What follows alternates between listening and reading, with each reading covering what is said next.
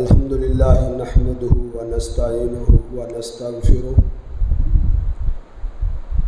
ونعوذ بالله من شرور أنفسنا ومن سيئات أعمالنا ومن يهده الله فلا مضل له ومن يضلله فلا هادي له أشهد أن لا إله إلا الله وحده لا شريك له وأشهد أن محمدا عبده ورسوله أما بعد فإن خير الحديث كتاب الله وخير الهدي هدي محمد صلى الله عليه وسلم وشر الأمور محدثاتها وكل محدثة بدعة وكل بدعة ضلالة وكل ضلالة في النار. إن الله وملائكته يصلون على النبي يا أيها الذين آمنوا صلوا عليه وسلموا تسليما. اللهم صل على محمد وعلى آله وأصحابه وسلم. أعوذ بالله السميع العليم من الشيطان الرجيم. بسم الله الرحمن الرحيم. ومن أضل ممن اتبع هواه بغير هدى من الله إن الله لا يهدي القوم الظالمين. قال النبي صلى الله عليه وسلم من وقر صاحب بدعة فقد أعان على هدم الإسلام أو كما قال النبي صلی اللہ علیہ وسلم.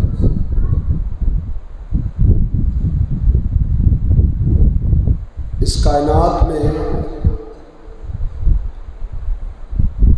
سب سے بدترین انسان دین میں بدعت کو ایجاد کرنے والا ہے.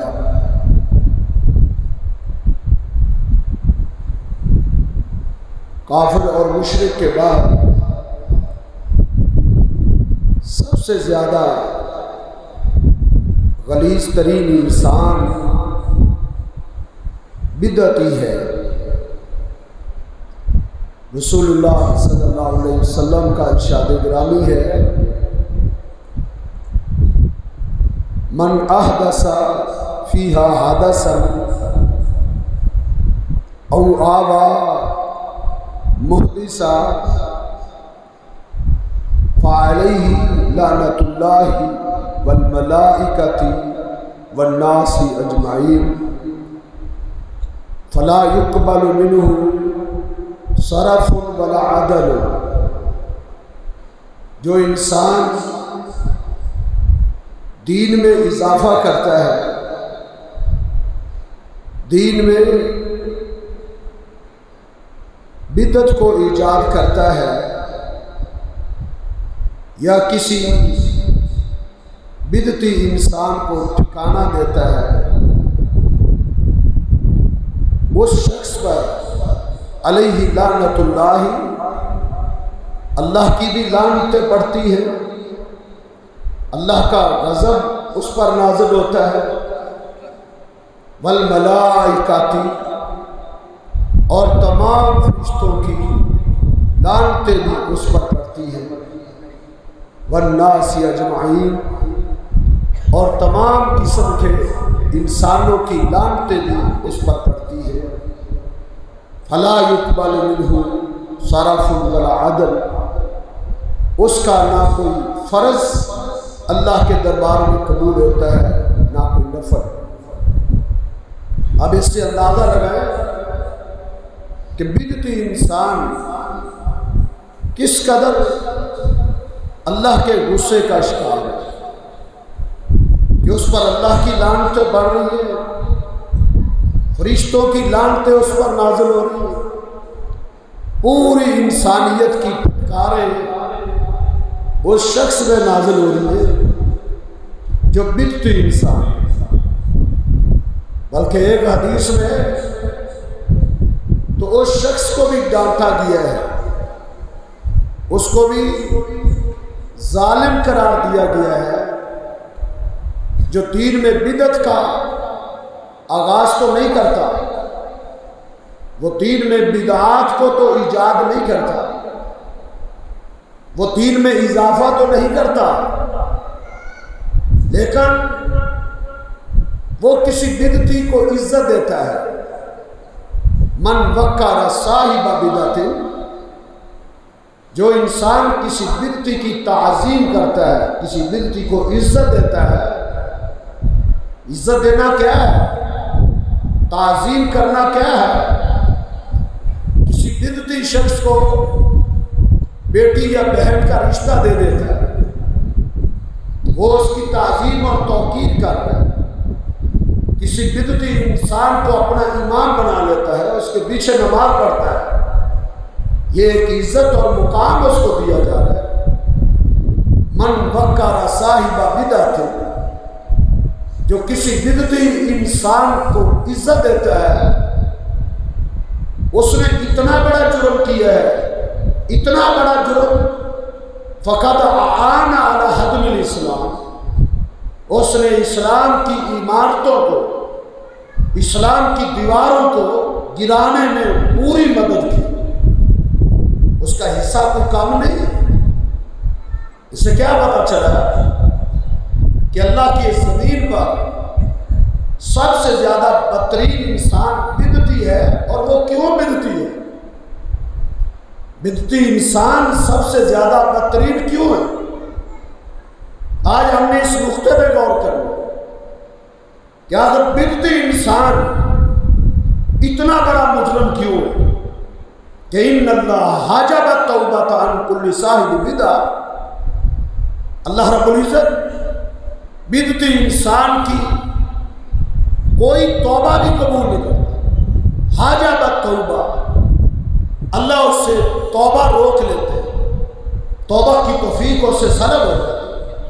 آپ دیکھ لیں کہ جس کو بدعت کی لذت لگ گئی ہے، بدعت کو شیطان ایسا مزین کر کے پیش کرتا ہے کہ انسان کو توبہ کی توفیق ہی نہیں ہوتی۔ البدعۃ احب الی ابلیس من المعصیہ، بدعت ابلیس کو، شیطان کو گناہ سے زیادہ پیاری ہے۔ ایک شخص زنا کرنے لگ جاتا ہے، چوریاں اور ڈاکے کرنے لگ جاتا ہے، شیطان کو اتنی خوشی نہیں ہوتی جتنی خوشی شیطان کو اس شخص پر ہوتی ہے جو دین میں بدعت کا آغاز کرتا ہے، جو کسی نیکی کا اضافہ کرتا ہے۔ شیطان اس پہ بہت خوش ہوتا ہے۔ اس پر کیوں خوش ہوتا ہے؟ المعصیۃ یطاب منہا، چوری اور ڈاکے پر وہ اس لیے خوش نہیں ہوتا کہ چوری اور ڈاکہ ڈالنے والا کبھی نہ کبھی اس کو توبہ کی توفیق مل سکتی ہے۔ اس کو احساس ہو جاتا ہے کہ میں غلط کر رہا ہوں۔ بدکاری کرنے والے شخص کو یہ احساس ہو جاتا ہے کہ میں نے غلط کیا، اس کو ندامت ہوتی ہے، اس کو شرمندگی ہوتی ہے۔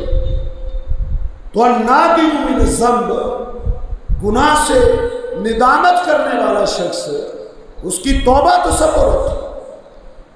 شرمندگی جو ہے یہ ایک توبہ کی شکل ہے۔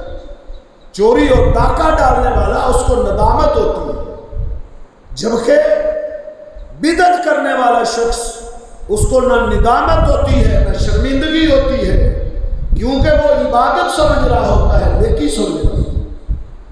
تو اللہ کی زمین میں بدعتی شخص بدترین انسان ہے، کیوں؟ اس سے توبہ کی توفیق سلب ہوتی ہے۔ ان اللہ حجب التوبہ، ان کل صاحب بدع، ہر بدعتی شخص کی توبہ کو اللہ روک لیتا۔ تو بہترین انسان مبتدع ہے، دین میں اضافہ کرنے والا ہے۔ اللہ رب العزت کا اعلان ہے سورہ قصص میں، وَمَنْ أَضَلُّ، اس سے بڑھ کر بھلا گمراہ کون ہو سکتا ہے؟ اس سے بڑھ کر کون ہے جو راہ راست سے ہٹ چکا ہے؟ مِمَّنِ اتَّبَعَ هَوَاهُ، جو اپنی خواہشات کی پیروی کرتا ہے۔ بدعتی شخص کیوں برا ہے؟ وہ اپنی خواہشات کو دین بنائے ہوئے، اس کے پاس اس کی عبادت اور اس کی ریاضت اور اس کی نیکی پر کوئی دلیل نہیں ہے، کوئی دلیل اس کے پاس نہیں ہے۔ آپ اس سے پوچھ لیں کہ یہ جو تم کرتے ہو اس کی دلیل تمہارے پاس ہے؟ وہ صاف کہیں گے کوئی دلیل نہیں۔ آپ نے سنا، آپ جانتے ہیں، آپ کی اس بستی کے ایک مولوی نے کھل کے کہا ہے کہ اذان سے پہلے درود پڑھنے کی کوئی دلیل نہیں ہے، لیکن چھوڑے گا نہیں۔ کیوں نہیں چھوڑتا؟ ان اللہ حجب التوبہ عن کل صاحب بدع، اللہ بدعتی کو توبہ کی توفیق ہی نہیں دیتا۔ بدعتی شخص توبہ نہیں کر سکتا، بدعتی شخص اپنی بدعت کو نہیں چھوڑ سکتا۔ اب یہ کیوں نہیں چھوڑ رہا؟ جو یہ کہتا ہے کہ دین نہیں ہے، وہ کہتے ہیں اذان سے پہلے صلاۃ پڑھنا کوئی دین نہیں ہے، چھوڑتا کیوں نہیں؟ بدعتی شخص کو توبہ کی توفیق نہیں ملتی۔ اب وہ اس کی کیوں کر رہا ہے؟ اپنی خواہشات کا پجاری ہے۔ اس کی خواہشات کیا ہے؟ وہ کہتا ہے حرج کیا ہے، وہ کہتا ہے اس میں گناہ کیا ہے۔ آپ دیکھیں، فوتگی کے تیسرے دن کل کرنے والا، 7ویں دن ساتہ کرنے والا، 40ویں دن 40واں کرنے والا، یہ کھل کے کہتا ہے یہ رسومات ہے۔ اخبارات میں نہیں آپ پڑھتے رسم کل، رسم ساتہ، رسم 40واں، یہ اس بات کی دلیل ہے کہ ان لوگوں کو معرفت ہے، ان لوگوں کو اس چیز کی پہچان ہے کہ یہ سنت نہیں ہے، ورنہ یہ لکھتے کہ سنت کل، سنت سادہ، سنت 40واں لکھتے۔ کوئی آپ کو سنت لکھتا ہوا دکھائی نہیں دے گا، کیوں؟ ان کو پتا ہے یہ سنت نہیں، سنت سے اس کا دور دور سے بھی کوئی تعلق اور واسطہ نہیں۔ کیوں نہیں چھوڑتے؟ اپنی خواہشات کے پجاری ہیں، کہتے حرج کیا ہے، اس میں حرج کیا ہے؟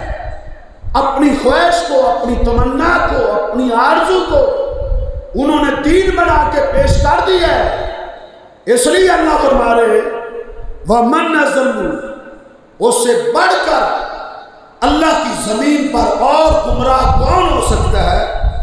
مِمَّنِ اتَّبَعَ هَوَاهُ، جو اپنی خواہشات کی پیروی کرتا ہے، اپنی خواہشات کی، بغیر ہدی من اللہ، اللہ کی طرف سے اتری ہوئی ہدایت کے بغیر۔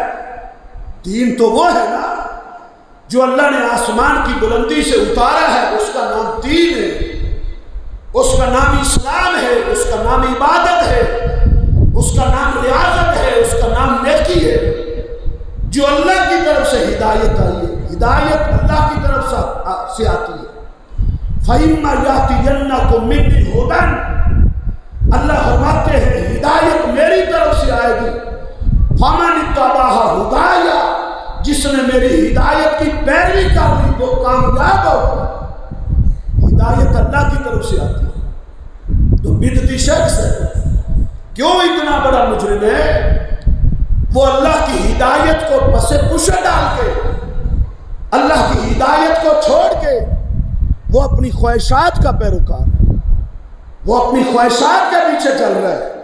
اس لیے اللہ رب العزت نے فرمایا وَمَنْ أَضَلُّ، اس سے بڑا کوئی اور گمراہ نہیں ہو سکتا، مِمَّنِ اتَّبَعَ هَوَاهُ بِغَيْرِ هُدًى مِّنَ اللَّهِ، جو بغیر دلیل کے، اللہ کی طرف سے آئی ہوئی بغیر برہان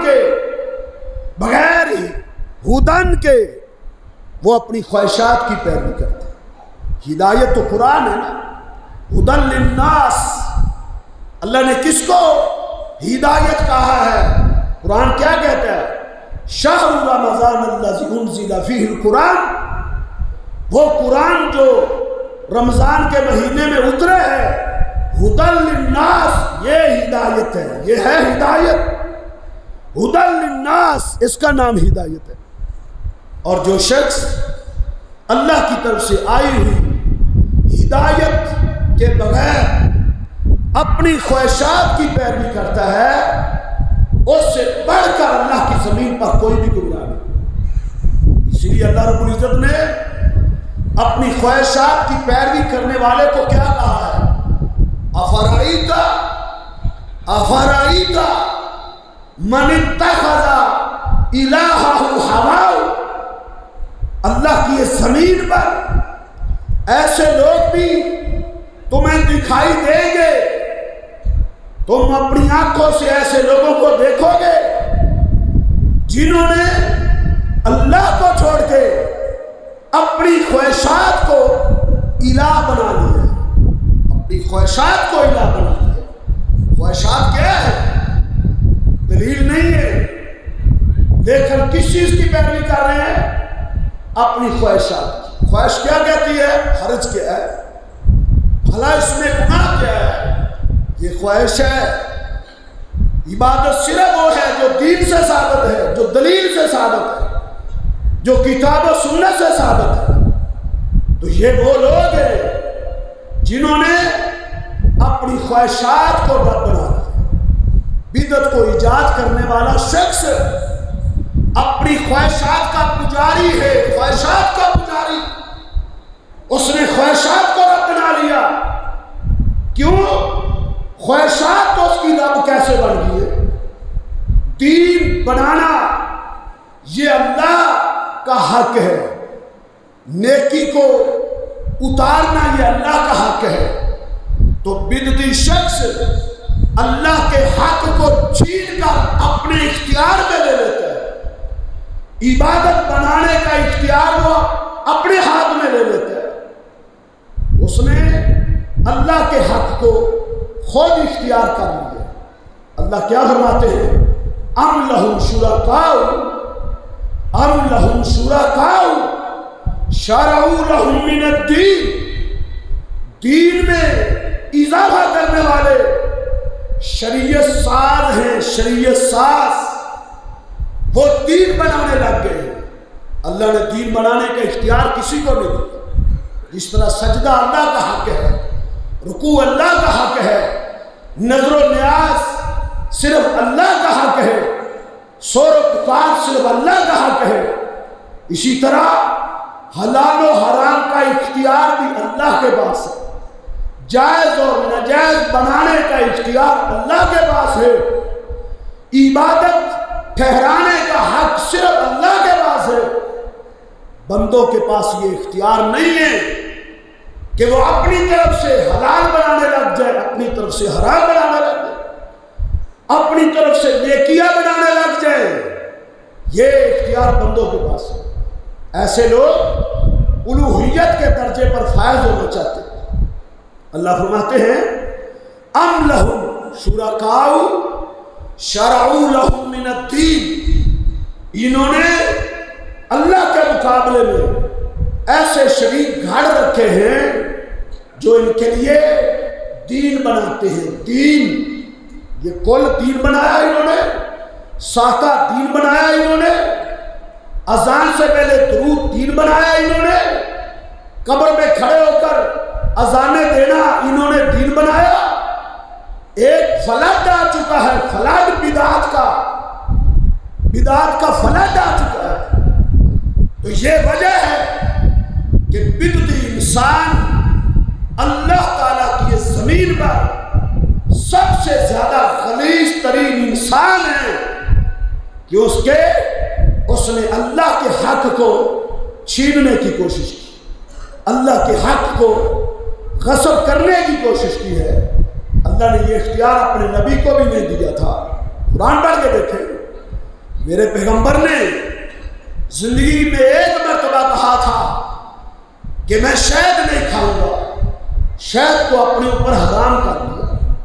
اللہ نے آسمان سے جبریل کو بھیج دیا، اللہ نے آسمان سے قرآن اتار دیا، سورہ تحریم نازل ہوگی، یا ایھا النبی لما تحرم ما احل اللہ لک، اے میرے پیغمبر آپ کو حرام کرنے کا اختیار کس نے دیا؟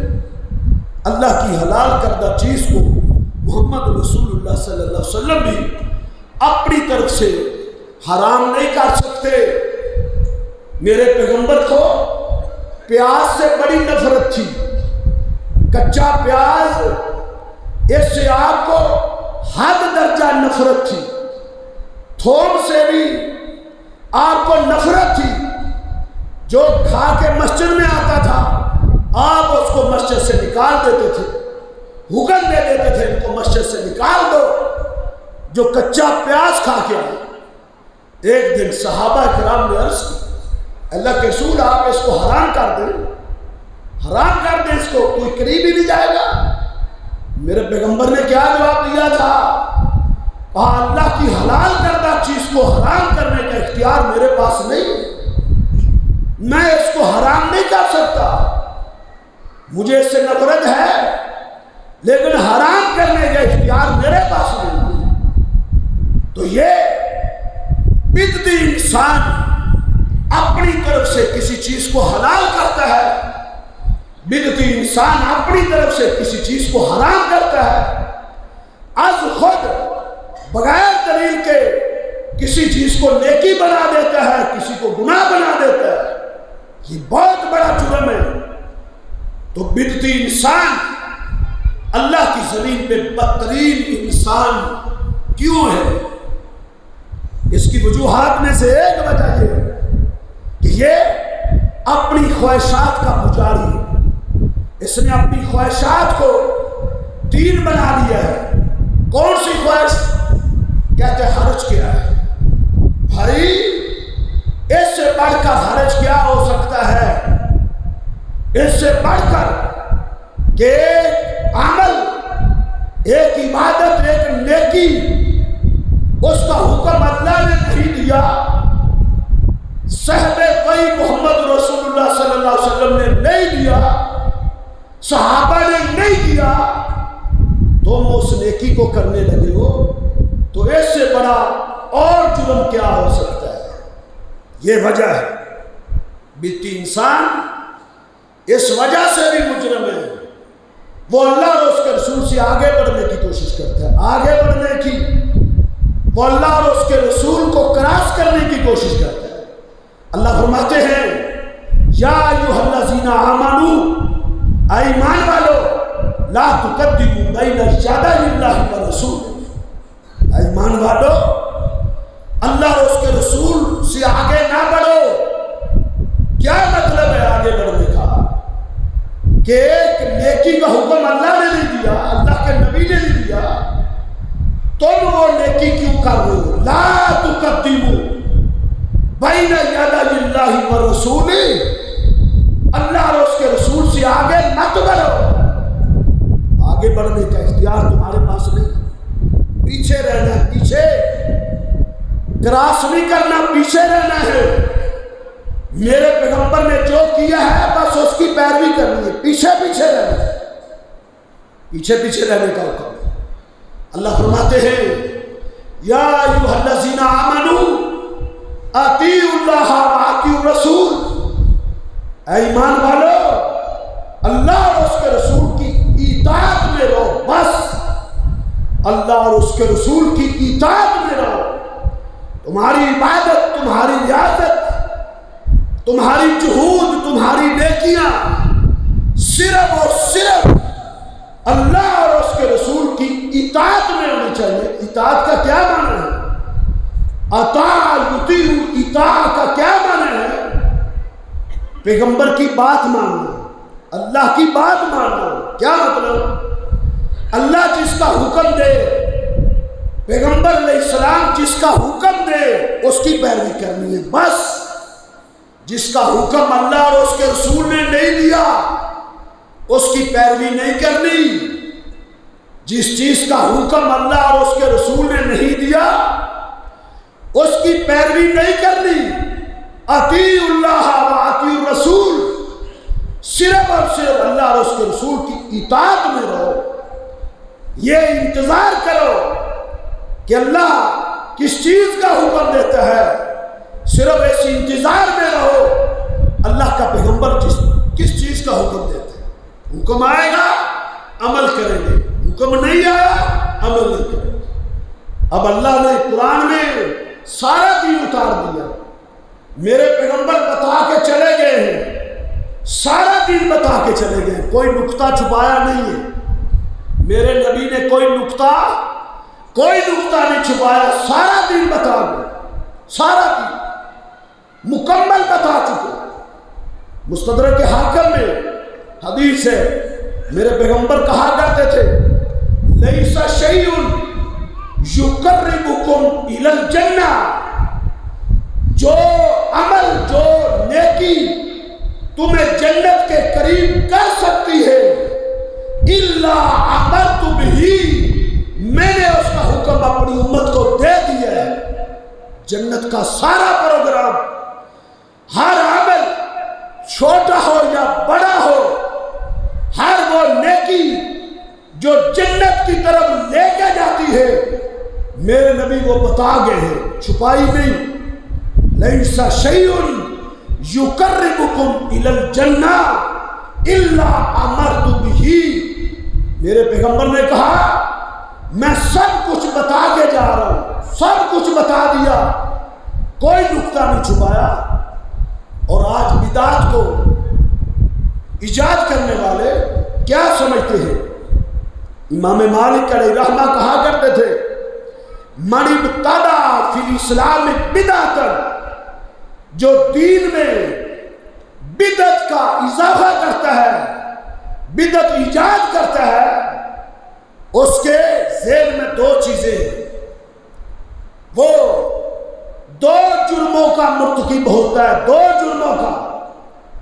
ایک تو یہ ہے کہ وہ سمجھتا ہے کہ اللہ نے دین پورا نہیں اتارا تھا، اللہ تعالیٰ نے جو دین محمد رسول اللہ صلی اللہ علیہ وسلم پہ نازل کیا تھا وہ دین ناقص تھا، ناقص، وہ مکمل نہیں تھا۔ یہ آج 14ویں صدی میں مکمل کرنے لگی ہے، بدعات کو ایجاد کر کے آج یہ دین پورا کرنے لگی ہے۔ وہ سمجھتے ہیں اللہ نے جو دین اتارا ہے وہ نامکمل تھا، نامکمل۔ جو یہ سوچ رکھتا ہے اس نے بھی کفر کیا۔ کیوں؟ اللہ فرماتے ہیں الیوم اکملت لکم دینکم، اللہ نے اپنے پیغمبر پر عرفات کے میدان میں قرآن اتار کے اس پہ مہر ثبت کر دی تھی، الیوم اکملت لکم دینکم، آج میں نے اپنا دین مکمل کر دیا ہے۔ اس میں ایک نقطے کا بھی اضافہ کرنے کی کوئی گنجائش نہیں ہے۔ دین اللہ نے پورا اتار دیا تھا، پورا۔ میرے پیغمبر نے وہ پورا دین صحابہ کو پہنچا دیا تھا۔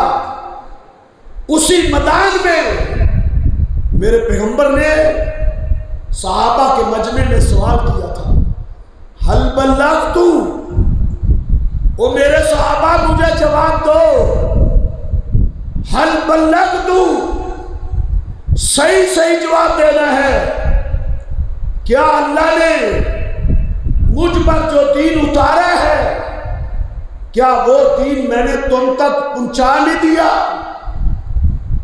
صحابہ کہتے ہیں ہاں اللہ کے رسول آپ نے وہ دین پہنچا دیا، حق ادا کر دیا، پہنچایا ہی نہیں، حق ادا کر دیا۔ میرے آقا کی آنکھوں میں اس وقت آنسو تھے، اپنے چہرے کو آسمان کی طرف اٹھایا، اپنے رب کو مخاطب ہوتے، اللہم اشہد، اللہم اشہد، اللہ گواہ ہو جا، اللہ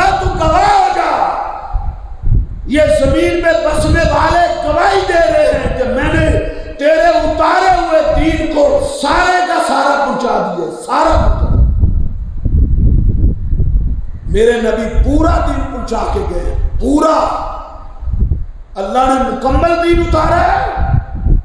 اس میں یہ بدعت نہیں تھی جو آج گھڑ لی گئی ہیں، جن کو دین بنا کے پیش کیا گیا، اس دین میں یہ چیزیں نہیں تھی۔ جو بدعت کو ایجاد کر رہا ہے یا تو وہ دین کو ناقص سمجھتا ہے، ناقص، وہ خود مکمل کرنے لگ گیا ہے۔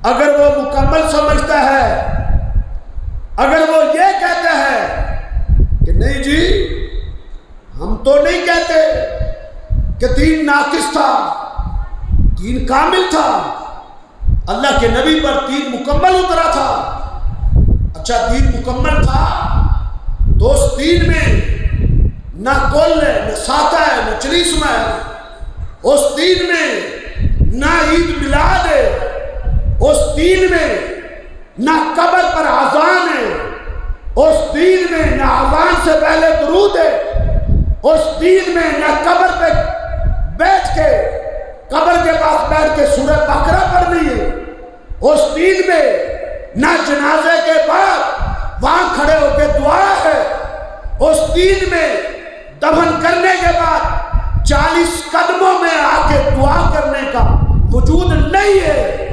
پھر یہ تو کیوں کرتا ہے؟ پھر یہ تو کیوں کرتا ہے؟ اگر تو دین کو کامل سمجھتا ہے، دین میں یہ ساری چیزیں نہیں ہیں، تو پھر یہ کیوں کرتا ہے؟ اللہ کے نبی جو دین بتا کے گئے ہیں اس میں تو یہ نہیں ہے۔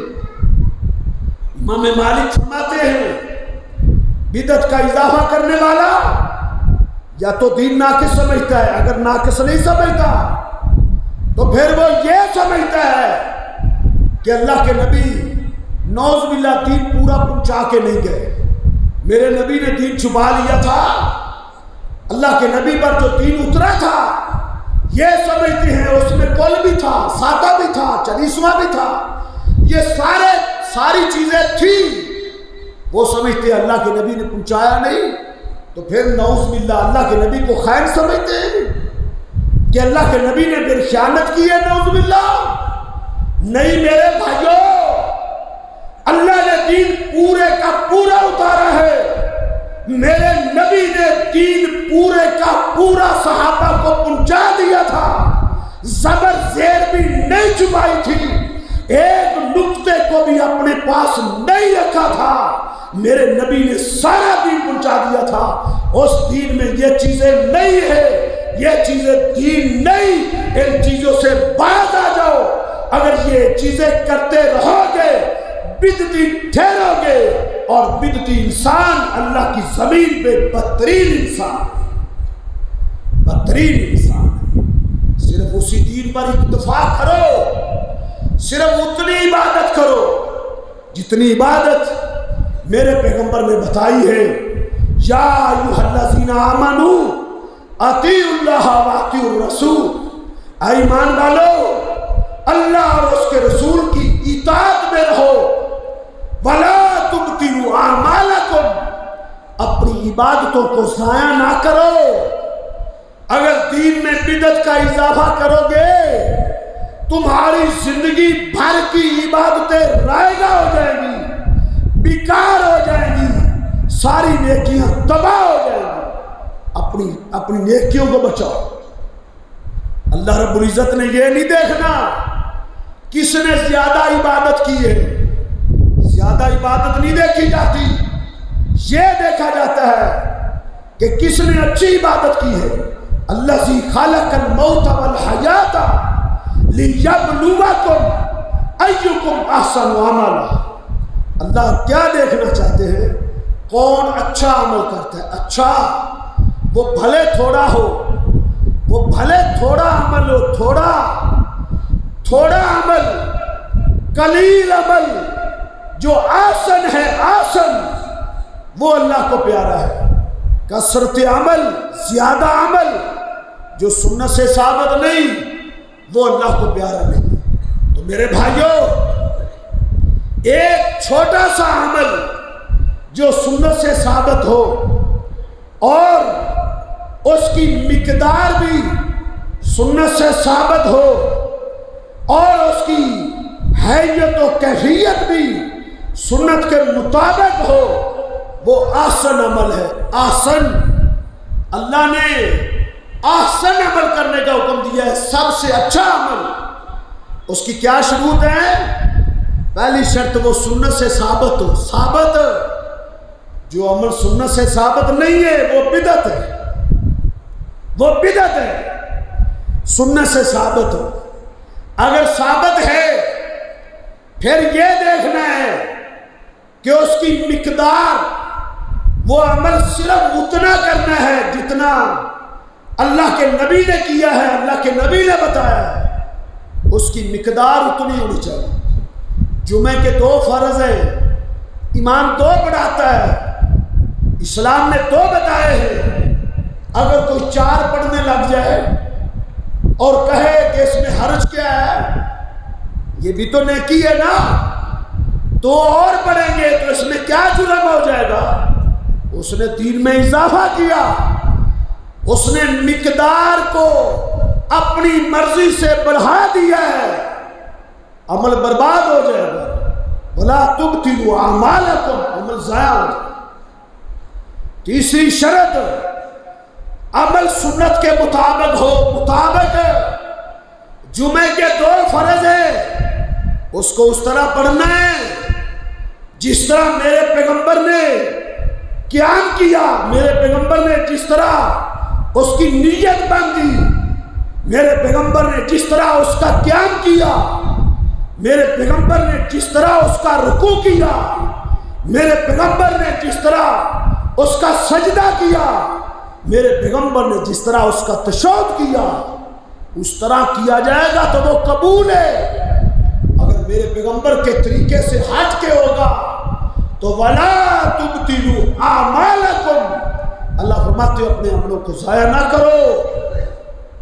تو بدعتی انسان اپنی طرف سے دین میں اضافہ کرتا ہے، وہ دین کو ناقص سمجھتا ہے، وہ اللہ کے نبی صلی اللہ علیہ وسلم سے آگے بڑھنے کی کوشش کرتا ہے، اللہ کے نبی کو کراس کرنے کی کوشش کرتا ہے۔ اللہ نے کیا حکم دیا ہے؟ میرے نبی کے پیچھے پیچھے رہنا ہے، پیچھے پیچھے۔ قُلْ إِن كُنتُمْ تُحِبُّونَ اللَّهَ، اگر تم اللہ کے محبوب بننا چاہتے ہو، فَاتَّبِعُونِي، تم میں محمد رسول اللہ کے پیچھے پیچھے چلو، پیچھے پیچھے۔ کیا مطلب ہے؟ میری اتباع کرو۔ اتباع کسے کہتے ہیں؟ ہو بہو نقل اتارنا، قدم پہ قدم رکھنا، نہ پیچھے نہ آگے، ہو بہو پیروی کرنا۔ عربی زبان میں طبیعہ گائے کے بچے کو کہتے ہیں، بچڑے کو جو اپنی ماں کی نقل اتارتا ہے۔ گائے جہاں منہ ڈالتی ہے وہ بھی منہ ڈالتا ہے، وہ اپنی ماں کی نقل اتارتا ہے، اس کو طبیعہ کہتے ہیں۔ اللہ نے کیا حکم دیا؟ قل، اے میرے پیغمبر کہہ دو، اعلان کر دو، دعویٰ محبت کرنا کافی نہیں۔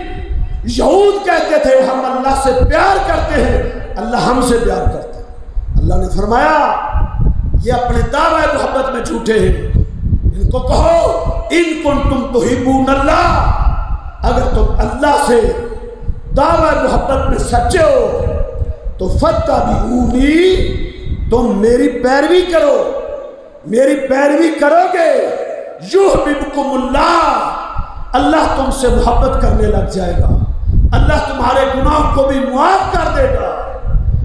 بخشش کی ایک ہی صورت ہے، میرے پیغمبر کے پیچھے پیچھے چلتے، آگے نہیں بڑھنا۔ اب اپنے ماحول کا جائزہ لو ذرا۔ آج دین کو کس قدر حلیہ بگاڑ دیا گیا ہے دین اسلام کا۔ آج اسلام کے ساتھ ایسا کھلواڑ کیا جا رہا ہے، ایسا کیا لامان والا فیس، آج اسلام کے ساتھ مذاق اڑایا جاتا ہے، آج شریعت اسلام کے ساتھ تمسخر اڑایا جاتا ہے، اپنی طرف سے جس کو چاہے دین بنا دیتے ہیں، آئے دن نئی سے نئی بدعات کو دین میں شامل کیا جا رہا ہے۔ پیچھے وجہ کیا ہے جی؟ حرج کیا ہے اس میں؟ حرج کیا ہے اس میں؟ حرج کیا ہے؟ بس یہ نکتہ ہے۔ آج دین میں اضافہ ہو رہا ہے۔ کوئی مہینہ ایسا دکھائی نہیں دیتا، کوئی دن ایسا دکھائی نہیں دیتا جس مہینے کے تعلق سے لوگوں نے بدعت نہ نکال لی ہو۔ کوئی بدعت، کوئی ایسا دن دکھائی نہیں دیتا۔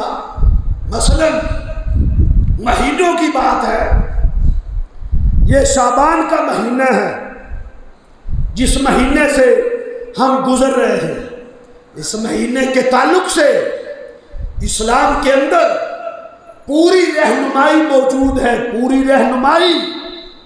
میرے پیغمبر نے قوم کو اندھیرے میں نہیں چھوڑا، وضاحت کر کے گئے ہیں، جنت کا پورا پروگرام دے کر گئے ہیں، جہنم سے بچنے کا پورا پروگرام دے کر گئے، کوئی نکتہ نہیں چھپایا، کوئی نکتہ۔ صحابہ کہتے ہیں ہمیں ہمارے نبی نے فضا میں اڑنے والے پرندوں کے بارے میں بھی علم دیا ہے۔ اللہ کے نبی پرندوں کے بارے میں بھی علم دے کر گئے، کون سا پرندہ حلال ہے، کون سا پرندہ حرام ہے، کوئی نکتہ نہیں چھوڑا، پورا دین ہے۔ آج کچھ لوگوں نے سوچے دیکھو، کہتے ہیں قرآن اور حدیث میں تو یہ بھی ثابت نہیں ہے کہ بھینس حلال ہے کہ حرام ہے۔ توف ہے تمہاری عقل پہ، افسوس ہے تمہاری عقل پہ۔ بھینس کو اگر قرآن اور حدیث میں حلال نہیں کیا تو پھر بھینس کو حلال کرنے کا اختیار کس نے دیا ہے؟ پھر تو یہ حرام رہنی چاہیے، پھر یہ حرام کیسے ہو گئی؟ اس کو حرام کرنے کا اختیار کس نے دیا؟ توف ہے تمہاری عقل پہ۔ قرآن و حدیث نے زمین اور آسمان کے درمیان فضا میں اڑنے والے پرندوں کے بارے میں بھی پورا علم دیا ہے، کون سا پرندہ حلال ہے، کون سا پرندہ حرام ہے۔ تو کیا بھینس مخفی رہ جانی تھی؟ تمہاری بھول ہے، تم قرآن و حدیث سے دور ہو۔ آؤ، اگر تمہیں توفیق نہیں ہوتی ہمارے پاس آؤ، ہم اللہ کے فضل سے قرآن کھول کے تمہارے سامنے بھینس کو بھی حلال ثابت کرتے ہیں۔ قرآن نے حلال کیا ہے، اس کا گوشت بھی حلال ہے، اس کا دودھ بھی حلال ہے۔ تم کہتے ہو یہ قرآن اور حدیث میں حلال نہیں، اس کو 200 سال بعد، 400 سال بعد آنے والے امام نے حلال کیا ہے۔ 400 سال بعد دین نہیں بنا تھا، دین اللہ کے نبی پر اترا تھا۔ تو میرے پیغمبر نے شعبان کے مہینے کے بارے میں پوری وضاحت دی ہے۔ میرے پیغمبر نے کہا تھا شعبان کا مہینہ یہ معظم مہینہ ہے، بڑا عظیم مہینہ ہے۔ میرے پیغمبر نے اس مہینے میں کثرت سے روزے رکھے ہیں، کثرت سے۔ یکم شعبان شروع ہوتی میرے پیغمبر روزے رکھنا شروع ہو جاتے۔ اٹھا بخاری کو، مسلم کو، ابو داؤد کو، ترمذی کو، نسائی کو، میرے پیغمبر روزے رکھتے تھے۔ حضرت عائشہ فرماتی ہیں رضی اللہ تعالیٰ عنہا کہ اس قدر مسلسل روزے رکھتے جاتے کہ میں سمجھتی کہ اللہ کے نبی صلی اللہ علیہ وسلم پورا مہینہ ہی روزے رکھیں گے، پورا مہینہ۔ اب یہ سنت تھی، اس سنت کا علم کوئی نہیں ہمیں، اس کا ادراک نہیں ہمیں۔ جو دین ہے اس پر دبیز پردے ڈال دیے گئے ہیں، دین کو چھپا دیا گیا ہے، بدعات کو ابھارا جا رہا ہے، بدعات کو اٹھایا جا رہا ہے اور سنتوں کو چھپایا جا رہا ہے۔ اب کون ہے، کتنے لوگ ہیں جنہوں نے یکم شعبان سے لے کر اب تک مسلسل روزے رکھے یا زیادہ روزے رکھے؟ کچھ 4، 5، 8 روزے ہی رکھے ہو، اس کا ادراک نہیں ہے، اس کی معرفت نہیں ہے۔ لیکن بدعات کو ابھارا جاتا ہے۔ ہر آنے والے سال میں سنتیں مٹتی چلی جا رہی ہیں اور بدعات بڑھتی چلی جا رہی ہیں۔ اب اس مہینے کے حوالے سے لوگوں نے ایجاد کیا کیا؟ سنت تو چھوڑ دی، سنت تو دفن ہو گئی۔ 15 شعبان سے پہلے روزے رکھنے تھے۔ میرے پیغمبر نے کہا تھا اذا انتصف نصف شعبان، جب آدھا شعبان گزر جائے فلا تصوموا، پھر روزے رکھنا چھوڑ دو۔ اس سے پہلے روزے رکھنے تھے، وہ رکھے نہیں ہیں۔ اب ملا نے اپنے پیٹ کی خاطر، صرف اپنے پیٹ کی آگ کو بجھانے کے لیے اس نے دین گھڑا۔ اس نے کہا 15 شعبان کا روزہ رکھو، صوموا لیلہا وقوموا، صوموا نہارہا وقوموا لیلہا۔ 15 شعبان کا روزہ رکھو اور رات کو عبادت کرو۔ 15 شعبان کی رات کی عبادت گھڑ لی، صبح کا روزہ گھڑ لیا۔ یہ بدعت ہے، بدعت۔ اس کا وجود ذخیرہ حدیث صحیحہ میں نہیں ہے۔ میرے پیغمبر نے 15 شعبان کی رات کی عبادت کو خاص نہیں کیا تھا۔ میرے پیغمبر نے 15 شعبان کے روزے کو اپنے لیے خاص نہیں کیا۔ جاؤ، میرے پیغمبر کے 1.25 لاکھ کے قریب صحابہ تھے، ان نفوس قدسیہ میں سے کسی ہستی نے 15 شعبان کا روزہ نہیں رکھا، نہ 15 شعبان کی رات کی عبادت کی۔ انہوں نے اس رات کو خاص نہیں کیا۔ ہاں، جو ہر رات تہجد پڑھتا ہے وہ 15 شعبان کو بھی تہجد پڑھے۔ جو سمار اور جمعرات کو روزہ رکھتا ہے، اگر ان دنوں میں 15 شعبان آ جائے وہ روزہ رکھے۔ جو ہر مہینے ایام 20 کے روزے رکھتا ہے، 13، 14، 15 کا، وہ رکھے۔ جو عام دنوں میں یہ روزے نہیں رکھتا، وہ صرف شعبان کی 15 کا روزہ رکھے۔ اس کو عبادت سمجھ کے، اس کو نیکی سمجھ کر یہ بدعت ہے، یہ دین میں اضافہ ہے، یہ اللہ اور اس کے رسول سے آگے بڑھنے کی بات ہے۔ اس کا وجود اسلام میں نہیں ہے۔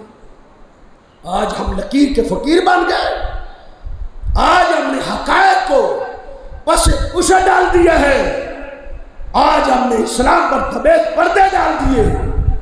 افسوس ہوتا ہے، اللہ کی قسم افسوس ہوتا ہے، آج مولویوں نے صرف اپنے پیٹ کی خاطر من گھڑت حدیثوں کو گھڑا۔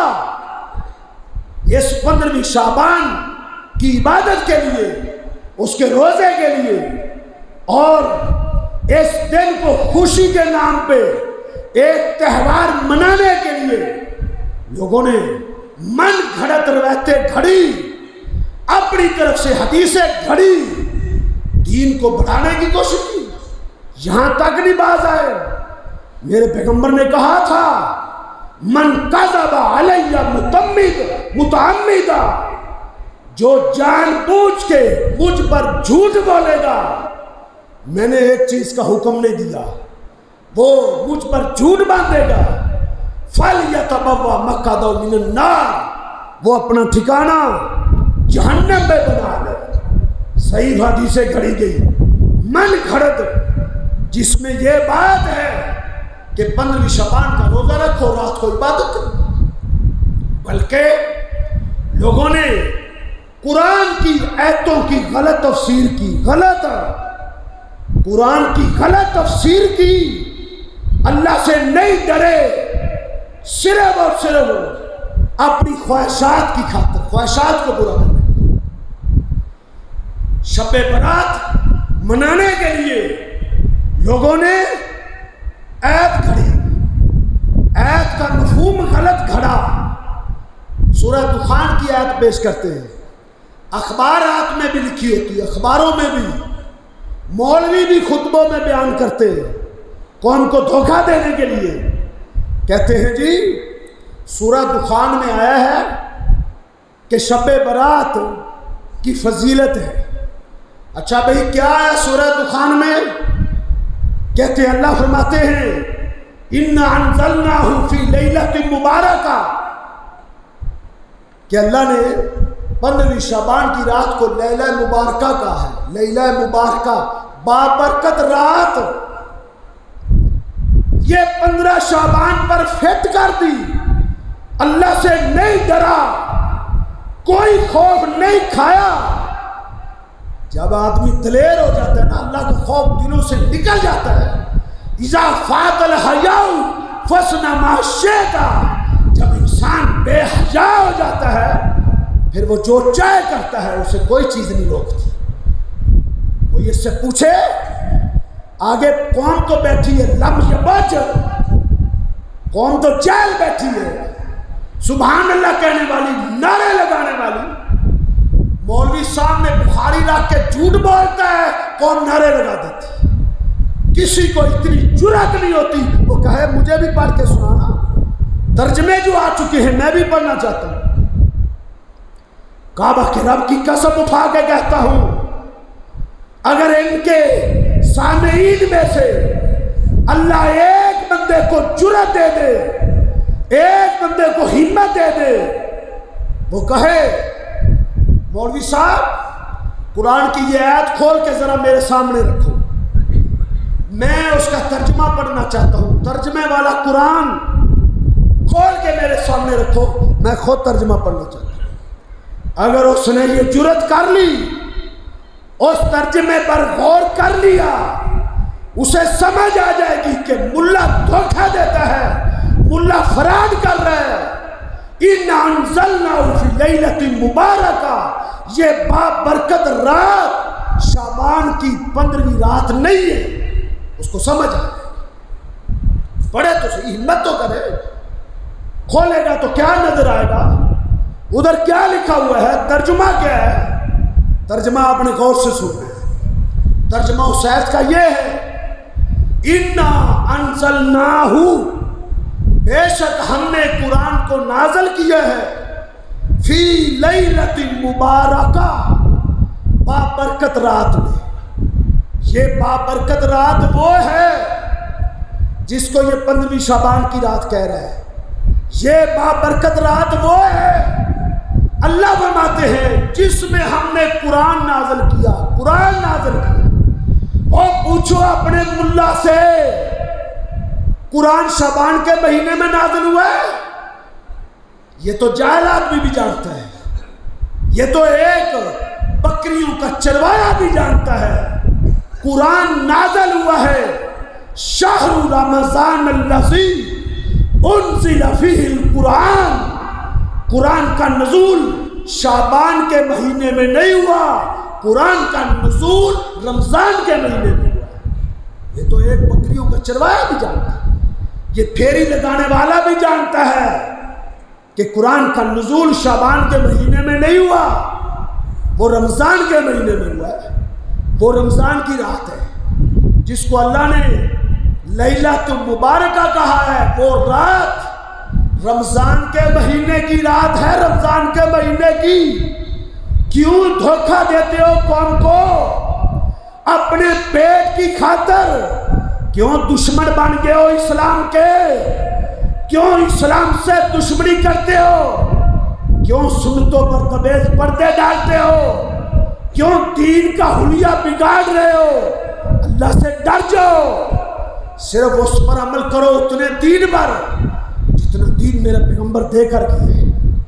تو یہ لیلہ مبارکہ رمضان کی رات ہے, رمضان کی. القرآن یفسر بعض بعضا, قرآن قرآن کی تفسیر کرتا ہے, قرآن تفسیر کر رہا ہے. اللہ فرماتے ہیں میں نے قرآن شعبان کے مہینے میں نہیں اتارا, رمضان کے مہینے میں اتارا ہے. آگے بڑھے. لیلہ مبارکہ کون سی رات ہے؟ اللہ فرماتے ہیں اِنَّا أَنزَلْنَاهُ فِي لَيْلَةِ الْقَدْرِ. اللہ فرماتے ہیں ہم نے قرآن کو نازل کیا, وہ کون سی رات تھی؟ وہ لیلۃ القدر کی رات تھی. اور لیلۃ القدر یہ قرآن ہے. قرآن ہمارے پاس اللہ کے فضل سے قرآن ہے, ہمارے پاس پیغمبر کی حدیث ہے. खोखला मनज नहीं हमारा, हम बसीरत पर खड़े हैं, बसीरत पर। हमारे पास अल्लाह के फजल से ठोस दीन है, ठोस। दुनिया का कोई शख्स हमारे मनज को चैलेंज करने की जुर्रत नहीं कर सकता। अल्लाह के फजल से हमारा कोई मसला ऐसा नहीं जो रेत के टीले पे खड़ा हो, रेत के टीले पर। अल्लाह के फजल से किताब और सुन्नत पर खड़ा है हमारा मनज। ये कुरान है, कुरान वजात कर रहा है, इन्ना अंज़लनाहु फी लैलतिल क़द्र। अल्लाह फरमाते हैं वो लैलतुल क़द्र की रात है जिसमें हमने कुरान को नाज़िल किया। दोनों आयतों को मिलाया, क्या समझ आई? लैलतुल क़द्र के दो नाम हैं, एक लैलतुल क़द्र, इसी को अल्लाह ने लैलतुल मुबारका कहा है। बाबरकत रात भी यही है, इसी में कुरान नाज़िल हुआ है।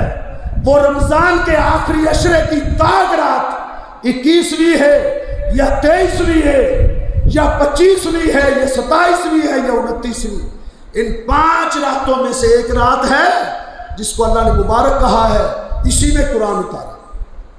अब ये एक और तसव्वुर दिया जाता है, वो कहते हैं कि ये 15वीं शाबान की रात को किस्मतें उतारी जाती है।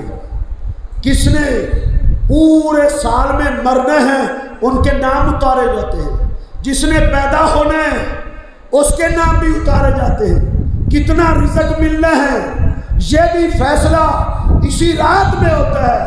अल्लाह के बंदो, वो 15वीं शाबान की रात नहीं है, फीहा युफ़रक़ु कुल्लु अम्रिन हकीम, हर फैसला जो होता है वो लैलतुल क़द्र की रात में होता है। लैलतुल क़द्र जो रमज़ान की आखिरी अशरे की रात है, इन्ना अंज़लनाहु फी लैलतिल क़द्र वमा अदराका मा लैलतुल क़द्र लैलतुल क़द्रि खैरुम मिन अल्फि शहर तनज़्ज़लुल मलाइकतु वर्रूहु फ़ीहा बिइज़्नि रब्बिहिम मिन कुल्लि अमर।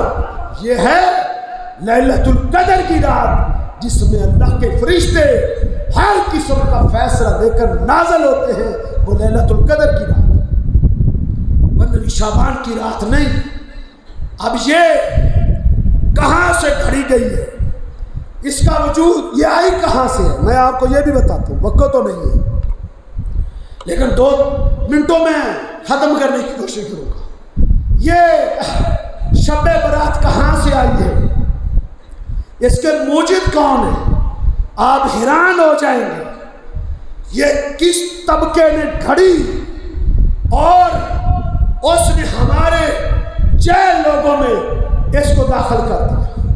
ये राफसियों की पैदावार है, राफसियों की, दुश्मनाने सहाबा की ये पैदावार है। उन्होंने शब बरात उन्होंने करी है। 15वीं शाबान को वो खुशी मनाते हैं, किस चीज़ की? 15वीं शाबान को उनका 12वां इमाम पैदा हुआ था। 12वां इमाम, राफसियों का 12वां इमाम 15 शाबान को पैदा हुआ था। वो उसकी पैदाइश में खुशी मनाते हैं, हलवे पकाते हैं, हलवा पूरी चलती है, हलवा मंडा चलता है। उन्होंने इस दिन को त्यौहार का, खुशी का दिन बना लिया। और आशिकाने रसूल, तुमने इसको खुशी का नाम किस दलील से बनाया है? तुम्हें पता ही नहीं तुम्हारे दीन में क्या क्या दाखिल कर दिया गया है। वैसे तो 90% राफसियों का जो मजहब है ना, वो आज इनके अंदर आ चुका है। ये भी सबीले लगाते हैं, 10 मुहर्रम को वो भी लगाते हैं, वो घोड़ा निकालते हैं, घोड़े से नीचे गुजरते हैं। किसने उस मजहब को जिंदा रखा? वो भी या अली मदद का नारा लगाते हैं, ये भी लगाते हैं। फर्क क्या है? हमें भी बताओ ना, तुम्हारा और उनका फर्क क्या है? उन्होंने शब बरात खड़ी, हलवे मांडे पकाए अपने 12वें इमाम की पैदाइश की खुशी में, और उनका अकीदा है कि हमारा 12वां इमाम पैदा हुआ है, वो किसी गार में छुप गए।